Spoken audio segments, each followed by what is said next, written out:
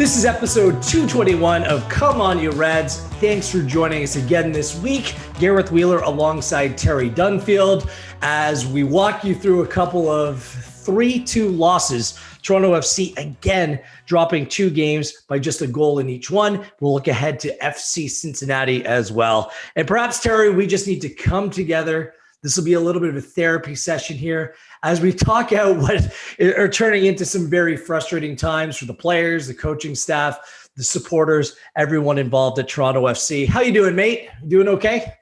Yeah, I'm doing well.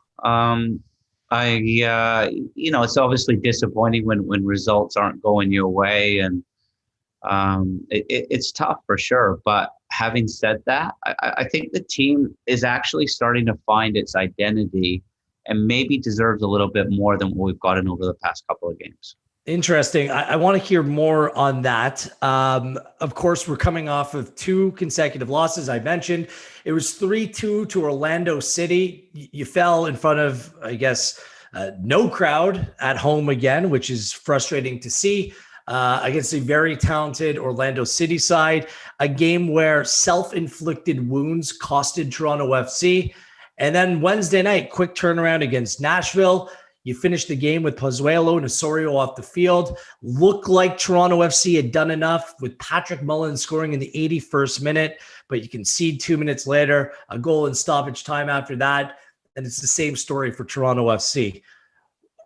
Before we get into the game specifically, Terry, I know you as a player, you played for teams where you've gone through difficult stretches. Maybe the context is a little bit different because of, the fact that TFC is living away from home and dealing with very difficult things off the field. But in terms of on the field, what are the guys going through right now, and how difficult is this to play through times like this? I think it's different to maybe what I lived, and the context is different. I think that this league can be ruthless and games come quick and fast. It's really difficult playing away from home right now. But it's difficult. I think right now that the guys are coming together right now, and it's actually maybe not as bad as what the league's saying right now. I think over the past 3 weeks and a little bit of a break for some of the players, that you can see improvement in the squad. There's a little bit of continuity with the 11 right now. I think the guys now are showing character. Going down 2-0 at Orlando would be easy to crumble, but the guys found a way to get back into the game, which is important. The stats from the Orlando game show that 9 times out of 10 we probably win that game, which is a tough game. Orlando were flying. A couple of days later they win 5-0. So it's I don't think we're that far away. And what the guys are going through right now, Wheels, is difficult for them because all this team's done for the last 5 years is win. That's what I was going to mention. I mean, this comes as a real shock to people because of how good this team has been for the last 6 or 7 years. And that's when you go on a streak like this, everything is magnified. And that's not to skirt or try to take away responsibility here. You're a part of the club. You understand the mandate is to go out there and win. So how do you balance that? Do you just need one result, that one moment to go your way, maybe a bit of luck to kind of turn things around? Because right now, and this is completely from afar, this is sitting up here in Toronto, watching it all play out on a television screen. It looks like they're carrying that weight of expectancy on their shoulders a little bit right now, where they're not playing free. When we've seen Toronto FC at their best, everything seems to come very naturally. There's a joy about their game. It just seems like right now they're just trying to grind out results, grind out 90 minutes of football each and every game. I think there'll be points, especially when you're away from home, where you need to grind it out. And Chris Armas said that in his post-game interview that being up 2-1 with less than 10 minutes to go, at this point we've got to grind it out, and I get that. But I go back to just, I'm not sure there'll be a watershed moment, Wheels, where you get your win and now all of a sudden everything changes. I think for the team right now, it's just all about the process. And sometimes for fans, it's a difficult one to swallow because you want to see TFC up in the playoffs. But before that can happen, I think you've got to get the process right. And over the last couple of games, I see the team kind of finding their identity. I think for that little bit of creativity or for the team to be fluent, as you're talking about, first you've got to understand the structure. And I think the guys have got that right now. But against Nashville and Orlando, I think we're starting to see the players take that structure, that framework from Chris Armas and really make it their own. And unfortunately, the results haven't followed. The players, they're hurting right now. They want to win. For you, the supporters out there. Chris Mavinga putting out after the match on Wednesday on Wednesday night. What we are going through is very difficult, living in the hotel, far from our families, and the results that don't come. Please, TFC fans, we need your support even more than yesterday. Do you understand the sentiment? Asking for time, asking for patience, asking for compassion in what this team is going through right now. Yeah, I think from a fan's perspective, from a broadcast points perspective, I think you want your players to be authentic and real, and I think that's what Chris Mavinga is right now, and that's how maybe or what the sentiments of the changing room is, and I think that they're close, and it's not just Toronto FC. I was listening to Mark DeSantos' press conference before they played LA Galaxy on Tuesday, and he was saying it's all three Canadian teams are struggling right now away from home. Look at the Toronto Raptors. They win a championship. They're close to winning another championship. They set up shop in Florida and they have a tough season. So these circumstances are tough, and the lift that the Nashville crowd gave their players when it went 2-2 last night was huge. That made a difference. The thing is, and I completely understand and I agree with all of that. We've been saying on this podcast, other platforms for quite some time that, look, what the Canadian teams are going through right now is unlike any other side. Like, even watching, whether it's the Euros compared to Copa America, fans versus no fans, like, it's just a completely different dynamic, right, Terry?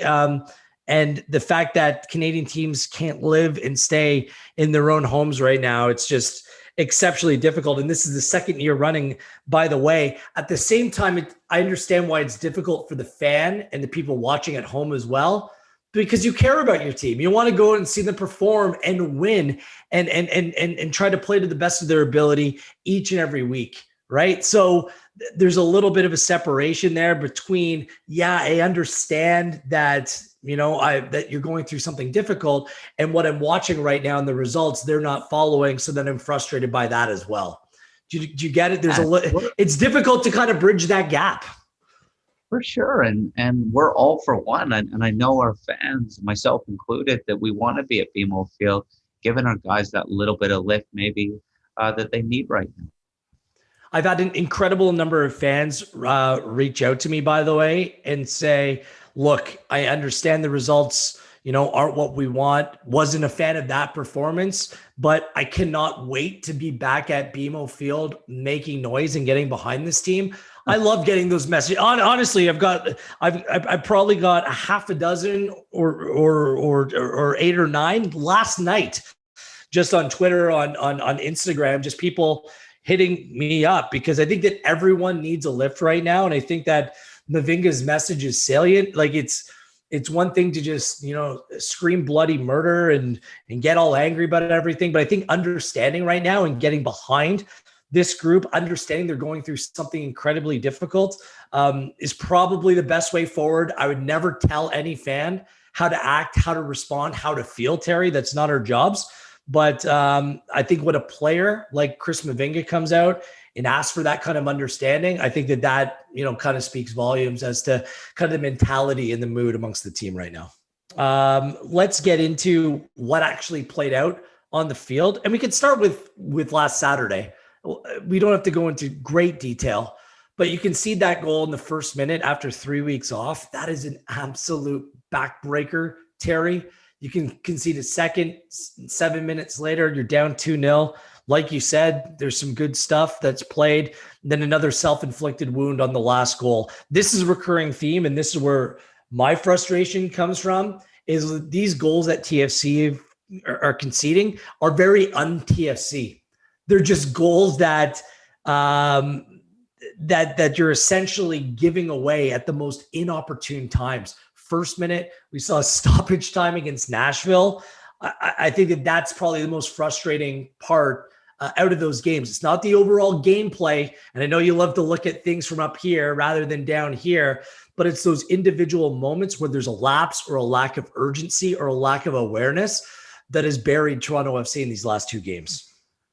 Yeah, I'd connect a little bit of quality too from Orlando, and those individual errors were really punished. And sometimes this happens when you haven't played for 3 weeks. You're caught a little bit cold when you come out of that tunnel, or you're new into the team and maybe you're not in your rhythm. Or, I think TFC, we're seeing them look to possess to progress through the thirds a little bit more. And Auro is trying to do the right thing, doesn't execute on the third goal, and it's punished. But he is trying to do the right thing, and 9 times out of 10, he connects that pass. So it's, as we said at the start, I think we show character to come back from 2-0. If you look at the expected goals, Orlando was 1.16. We were 2.5. So more times than not, we win that game. I thought we controlled the game. It's the most passes we've connected with 516. And we're seeing Michael Bradley now, wheels kind of drop a little bit deeper.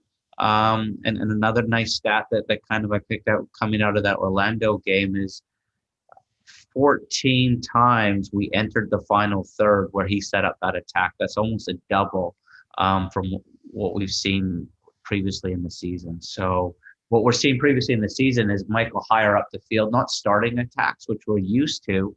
And I think that's playing to his strengths and helping the team. What also changed and made that look that much better, the first start of the season for Alejandro Pozuelo, Jonathan Osorio back in the team, and Richie Larea pushed forward into a wide right role. Something that we might see a lot more of, and it is a way, and we brought this up on a previous podcast, on how to get Auro, Kamar Lawrence, and Larea on the field at the same time. What do you make of that move, that decision, and what do you make of the team having Pozuelo and Osorio back with that group? It's easy to kind of gloss over the start of the season and ignore the injury issues that kind of plague this group. Let's start with Richie. And I think it's been an interesting journey for Richie this year because he comes into the season flying. Speculation over a big move to Europe. He's the number 1 starter for Canada, and he hasn't really hit any adversity in his TFC career over the past couple of years. There's a new system. He's fighting and competing for a spot at right back with Auro, and maybe doesn't have the form he's had over the previous couple of years. And what my head said is the last thing you want to do is play him out of position, try him in a new role. And, I think that just adds more to his play. Does that make sense? Yeah, absolutely. And, but what Chris Armas has done is he's pushed Richie a little bit higher up the pitch. He's tucked in a little bit more. And what Richie's doing in that role is he's playing exactly the same as he would if he was playing right back. It's the same Richie. He's not kind of evolved. He's not changed anything. He actually reminds me a little bit of Saka, who plays for England, the Arsenal winger, who just picks the ball up in pockets, finds a way to face forward, goes past 2-3 players. He's actually creating spaces. We saw in the Oso goal against Nashville for Auro to now get forward. It's working a treat. Did I see it playing out like that? No. With Chris Armas, probably would like a midfielder in that role, a little bit like Osorio or Marky Delgado's profile. But Richie's come in and he's found a spot for him. And I'm watching Richie play. I'm not watching the new player. And I think over the past couple of games, he's arguably been our best player with Pozuelo. Soteldo, his return will add to that mix. Also from that Orlando game, I mean, how Toronto FC only scored 2 goals. You were talking about expected goals. how many of them could have come off the foot or created by Alejandro Pozuelo? Like, he had one assist, he went off the bar, that wonderful free kick where he bent it around the two-man wall to Lorette. Like, they were buzzing. I honestly can't believe that they only scored twice. I called it defending optional night in Orlando because it went both ways, Terry. Like, Toronto FC, that was the best that I've seen them in terms of just freely moving a ball in attack. Man, maybe to the start of last season, like, they were dynamic going forward. It was just the defensive end of things that kind of let them down in the end. Yeah, it's we're finding that rhythm, we're finding that tempo, and Pozuelo is that guy that's bringing it together. As you said, I loved his relationship with Richie in Orlando, and there was some fluency and some real positive signs that the team's moving in the right direction, and like we just didn't get what we deserved against a top 3 side in MLS playing in their conditions in Florida. Yeah. The lesson learned, you need to defend from the first minute.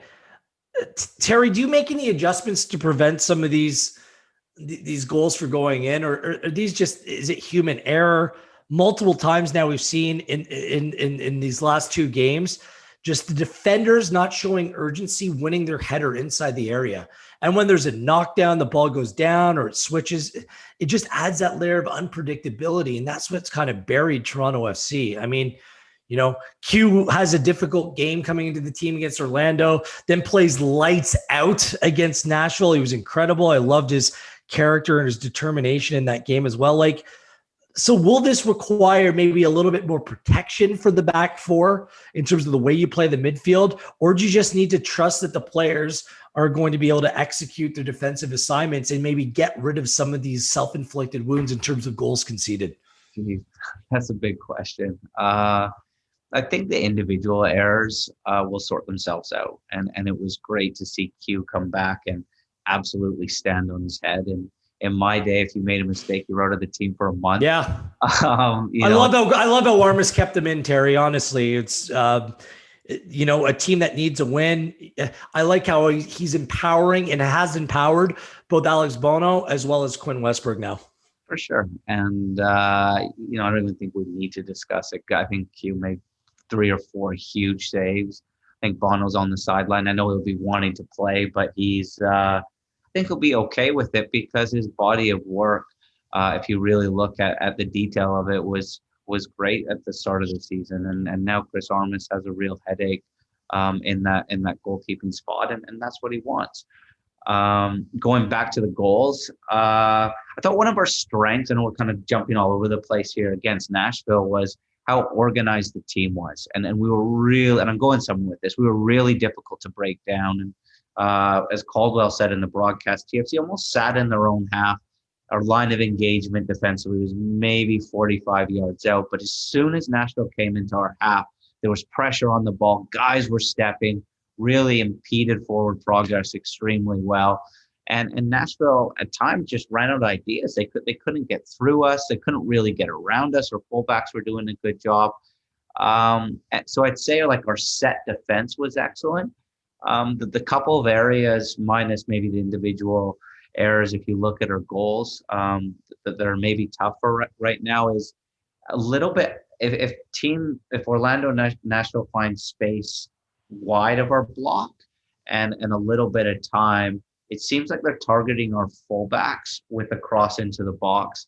And Auro's not the biggest. We're not winning that first contact. And then it's that next one that's a little bit of a problem. And it's a tricky one because now Zavaleta is like, okay, I'm going to go deal with that cross. He gets pulled out. There's a little bit of space in there as well.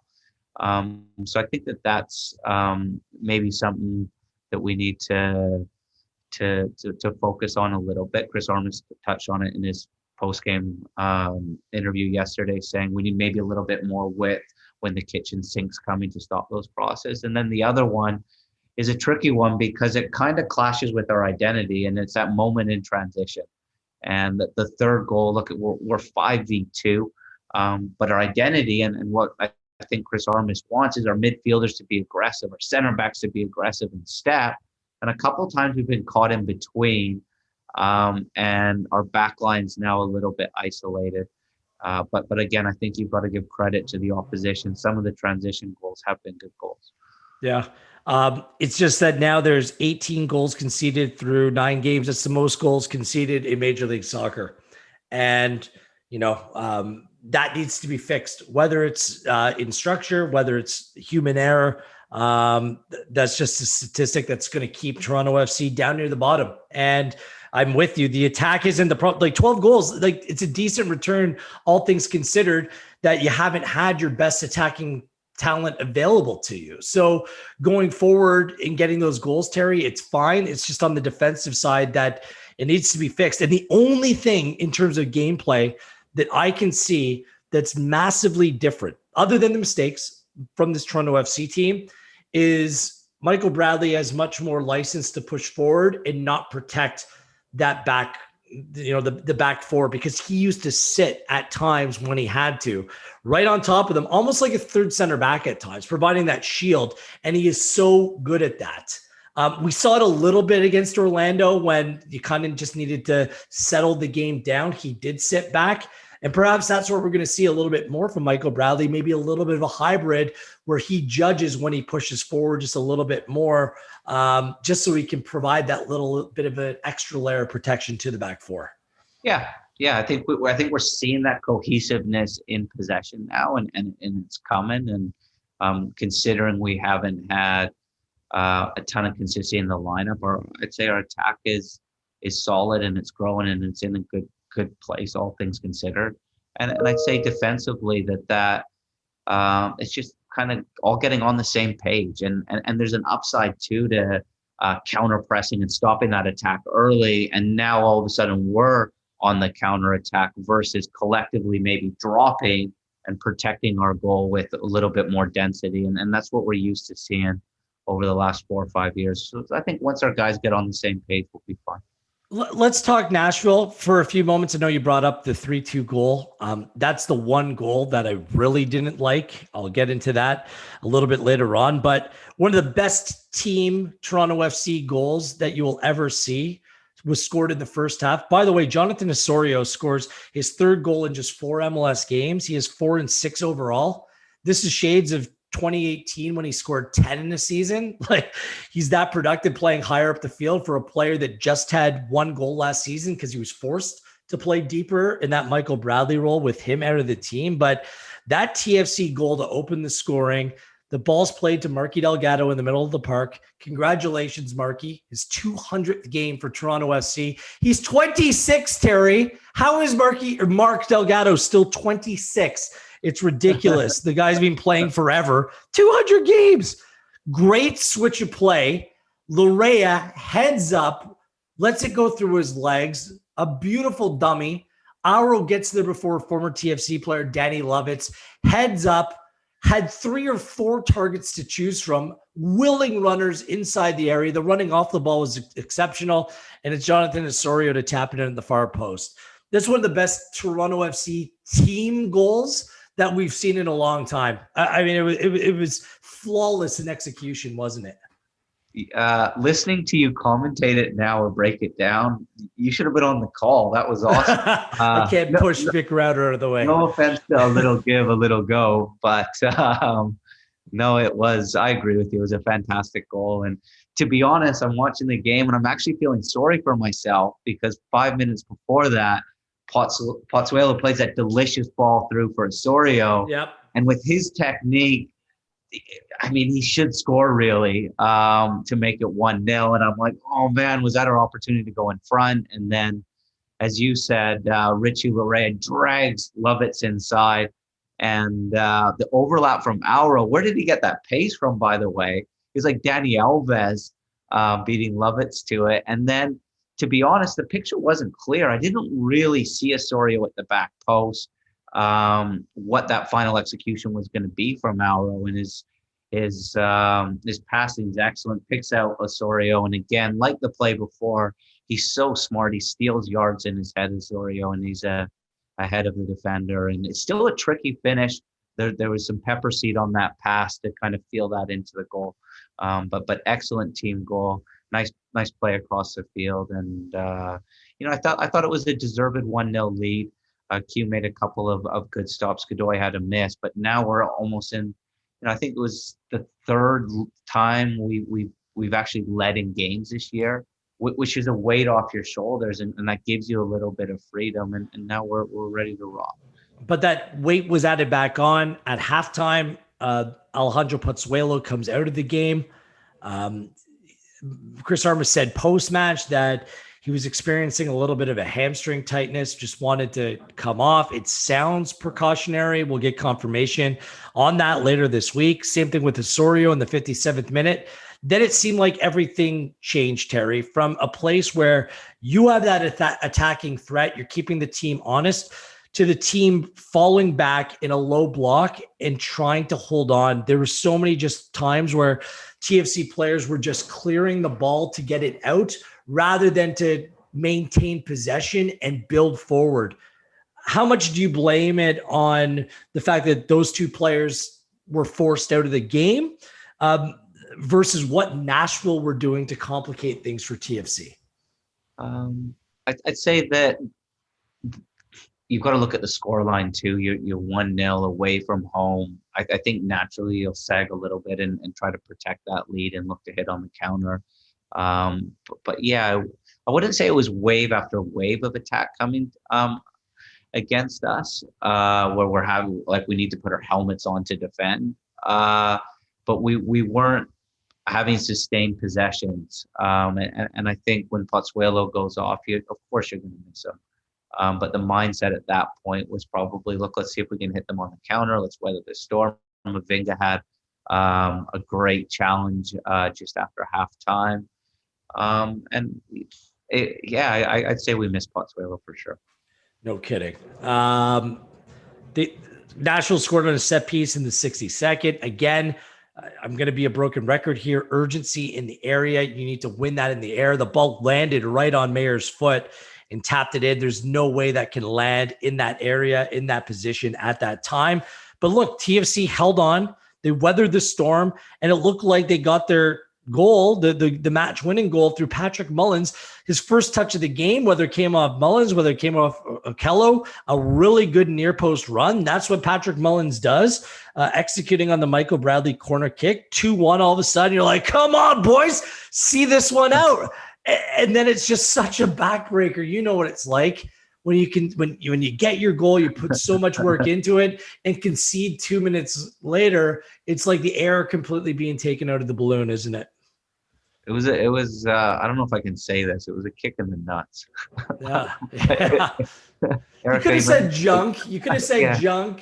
Groin. It was a kick in the junk, and then going after going 1-1 away in Nashville, the fans were on top of you. The light show comes, and I thought again we showed great character. Like being 2-0 down in Orlando, it would have been easy at that point to crumble, but a great Westberg save from Mukhtar in a one-on-one situation changes momentum. Well, great save. That was an unbelievable save, by the way, Terry. Sorry, go ahead. Just like the save just before halftime off the Mukhtar header as well, where he makes himself huge Peter Schmeichel style, and I think he actually reacts and makes a save.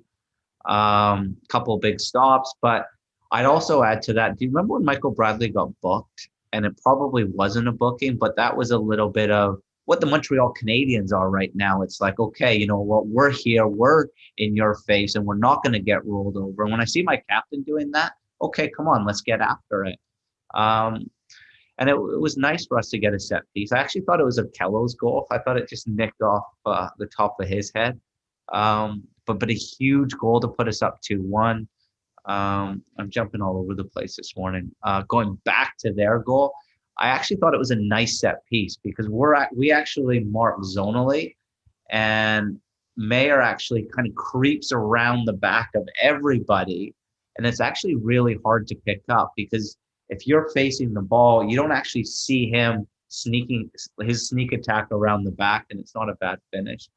But at 2-1, as Chris Armas said, let's just see this baby out, you know?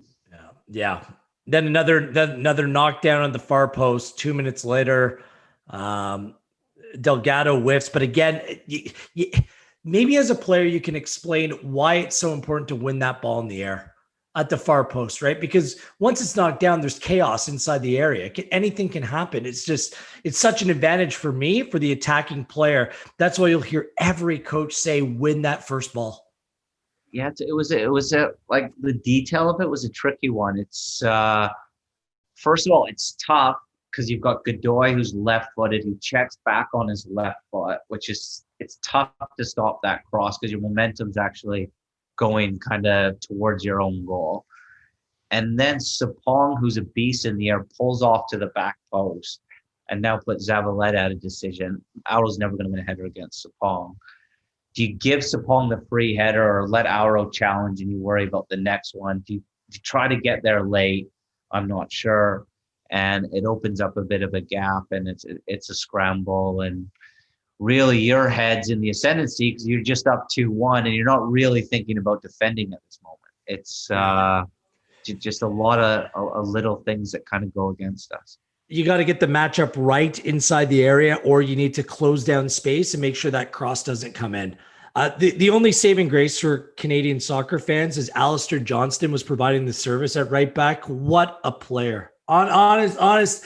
He was outstanding in terms of defending and distribution all night for Nashville. I was just watching him saying, yeah, this is exactly what we saw for the Canadian men's national team.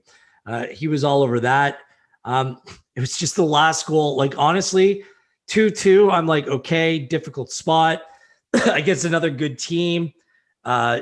You finished the game without your DPs again. TFC with the second fewest DP minutes in all of Major League Soccer. And I just didn't like that last goal. Situational awareness, Terry. You're in stoppage time. Your players are leggy. Some of the guys have just run a marathon, 2 games in 4 days. And you get caught with 5 players on the wrong side of Nashville's 18-yard box. And Mullins goes down. Bradley pinches. So then essentially you have 6 players running back from a position that isn't goal side. And you just leave yourself wide open. A bad pinch by Chris Mavinga doesn't maintain his ground. No foul, no nothing. It's a little bit of an Ole defense. And the player, Hackinson, goes in and scores his second. I just didn't like that goal because it was an unnecessary risk. I get that. And this is where I get with the weight of pressure. The pressure to not only just go and pick up a point, but a pressure to win that game. Delgado, Endo, Mullet, like everyone was forward because you're trying to get the goal, which is admirable. I totally understand it. But at the end, you have to understand that point is precious and that you put so much into it. And all of a sudden in transition, you just left yourself wide open. That ball went from on top of the Nashville 18-yard box into the Toronto FC area in 8 seconds? Like it didn't take long, right? And you just need to be aware, time and space. If that happens earlier in the game, so be it. But 92nd minute and you're 2 minutes away from coming away with a hard-fought point, that's what was frustrating for me watching from afar. It's funny. I didn't think, Wheels, it was a kamikaze approach and we were chasing 3 points. I thought our balance was actually okay. We still had 5 guys behind the ball, which is enough to deal with a counterattack. We were +3. It was a 2v5 at one point. So it's a tough one to swallow. And as Nashville progressed very quickly, spaces started to open up. I thought it was a nice pass from Lovett to pick up the goal scorer, which kind of sucked in Mavinga a little bit. I thought the weight in the pass was excellent. It was a nice take. And, unfortunately it's 3-2. But the big picture, I think it's coming. I thought it was, and it's not just me being an optimist. And, the fact that I work for Toronto FC, I'm a former player.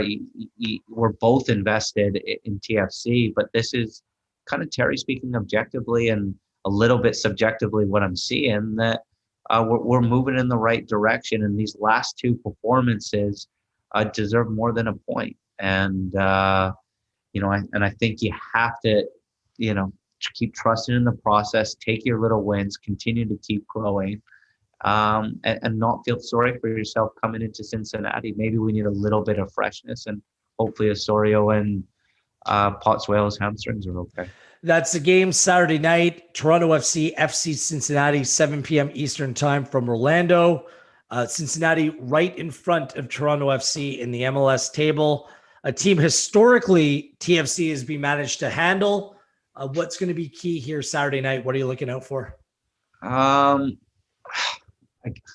Cincinnati, they they they beat Chicago last night. Nice free kick from Barriel. Some of the stuff I've got on them right now is they give up a ton of shots. They give up the most shots in the league, almost 20 shots per game. So there will be opportunity. Expected goals against them are high. So when that opportunity does present itself, I think being ruthless in their box is going to be important. So I think there'll be opportunities to score. Yap Stem, the gaffer, former Man United player. He's not nails, absolute nails. Yeah, he's a little bit pragmatic the way they play right now, and maybe it's because they're near the bottom of the league, but it's definitely not the Dutch way.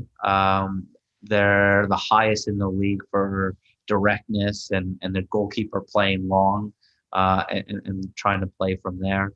They have a little wizard, Acosta, that we know from DC United well, and everything kind of goes through him. So I think not letting him getting any momentum will be important. And yeah, I think though it's mainly about us, and if we continue to grow and we're not too beat up from these games, I think we should be okay. It's a much different, just for some context, it's a much different looking FC Cincinnati team. They've invested heavily in players. Brenner up top, Cruz, Acosta, Jeff Cameron, a very experienced U.S. men's national team players come back. He plays center back after a long career playing in England. So it's a much more talented team. Are they ready to go on to compete, to win games? We'll see. They still are struggling to score goals. And that's potentially an area based upon chance creation that Toronto FC can take advantage of ahead of this game. And hopefully this is going to be one of the final games played in Orlando in terms of a home game for Toronto FC as well. So it's a big one Saturday night. Terry, needless to say, you don't want to make it bigger than it has to be, but you feel the urgency and just feel like if you come away with the full 3 points, then you have the week off. You have DC United straight ahead from that. These are games that you're looking at the calendar. You're like, okay, these are games you can pick up points in and maybe start turning this thing around before Gold Cup comes around in the middle of July. Add in a little CP24 and watching the news, and I'm sure a lot of the team I know have the app, and in the back of your mind, you're now hopefully weeks, not months away from coming home too, which I think will give you a bit of freshness. I'm double vaxxed, so I'm basically Superman right now. Ahead of my birthday, things are opening up, so let's go. Let's get this team back here. It's long overdue. Wanted to mention quickly, TFC2 have won back-to-back games. Last night they beat Tormenta FC. Luke Singh, a brilliant free kick goal from the TFC center back, and Jaden Nelson with another brace. I think that's 3 goals in 2 games for Jaden Nelson. What are you seeing? What are you hearing about their progress, Terry? It's a little. They're almost like a month ahead of where the first team are at right now, and that they started the season really well. It's funny, their seasons are actually quite similar, and then kind of bumped into a whole bunch of fixtures. They're playing 2 games a week or 3 games a week since the start of the season. Results dip, but these guys have been warriors. They've trusted in the process. For a couple of games, they conceded late. Maybe didn't get the result they deserve. But the last 3 games, they've won 2, drawn 1, and the results have started to turn. And the team hasn't done anything different. They're just sharpening things up a little bit. Jaden Nelson is as good as I've seen him in the last 3 years, can I say?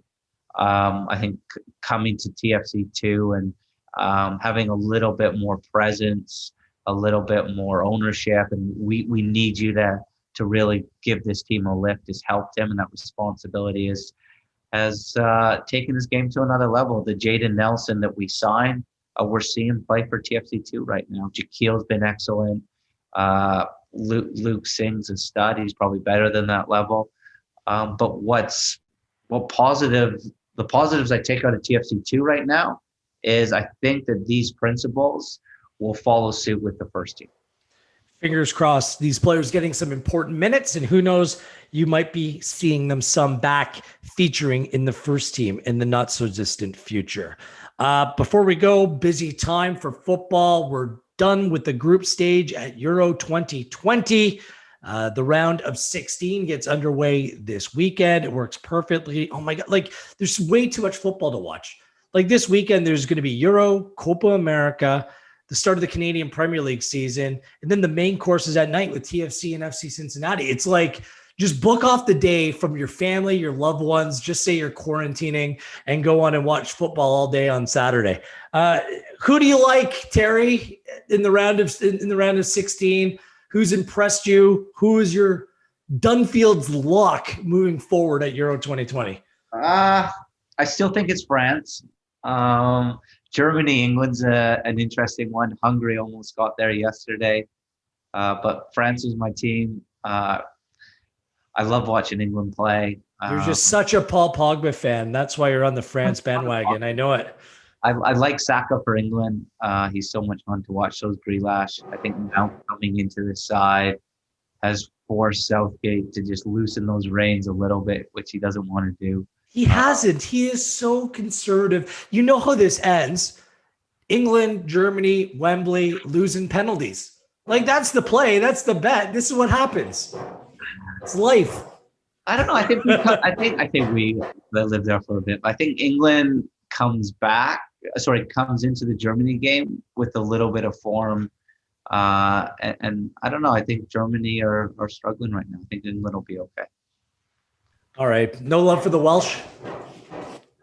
You've won the Euros getting this far, mate. Oh, come on. Semifinalists in 2016, the draw opens up. I like the Netherlands and how the draw looks for them, to be honest with you. They've impressed me. Their midfield with De Jong and Wijnaldum and De Roon. That is an excellent midfield. And much maligned Frank de Boer has got his team playing some very good football right now. Netherlands could be the play. I love Italy. I'm not sure. Like, Austria, they're no good. They're going to run through that round of 16 game. But then they play the winner of Belgium and Portugal, which is exceptionally difficult. The big question for Roberto Mancini is, what do you do with your midfield? Locatelli, Barella, Jorginho, Verratti. You're only going to play 3 of them. And I think Verratti needs to come off the bench, as crazy as that sounds. So I like that. And Cristiano Ronaldo just on the verge of becoming the solo leader of most international goals all time at 109. He is the GOAT, no matter what anyone tells you, Cristiano Ronaldo. So anything else you want to add? No? You think football's coming home or something? Maybe France, England would be a decent final? Yeah. I think the draw is nice for England. Probably, semifinal with Holland probably. And then out the other side, oh man, I'm not a Portugal. I don't love Portugal. I don't love the way they play, but I think that I think they'll get to the semis. I think Italy's too open, too expansive, and they don't have that stud that you need in the fourth quarter. And France-Spain will be a good game if they get to the quarters. We'll see. Plenty of good games. The construction of my house, you hear the banging? That means it's time to go because I need to get out of here. And so do you. Thanks for tuning in this week. These are tough times, but I've always said this about Toronto FC. Winning the title, winning the MLS Cup was that much sweeter, going through the pain and the road that it took to get there. When you're a team like the Vegas Golden Knights in hockey and you just win from the get-go, there's no drama in that. Let's just understand what this team is going through, sit back, enjoy the football, and then when this team is up on top of the mountain again, it's just going to make it that much sweeter. Thanks, Terry. Good stuff this week, pal. Thanks, right back. Thanks to our producer, Erica, as well. We should have got her Euro pick. Erica, do you want to make a pick? No? Yes? No? Probably not. Well, I was rooting for Scotland, but it has all come to an end. So I think I might jump on the France train. Okay. Erica and Terry both on the France train. It's because they lost the prodigy Billy Gilmore to COVID-19. They would have gone on and beat Croatia or your Croatia in that final match. So shout out to Scotland, put on a good show at Euro 2020. I got your back on that, Erica. Good stuff as always. Thank you, Terry. Thank you, listener. And we'll see you next time. This is Come On You Reds.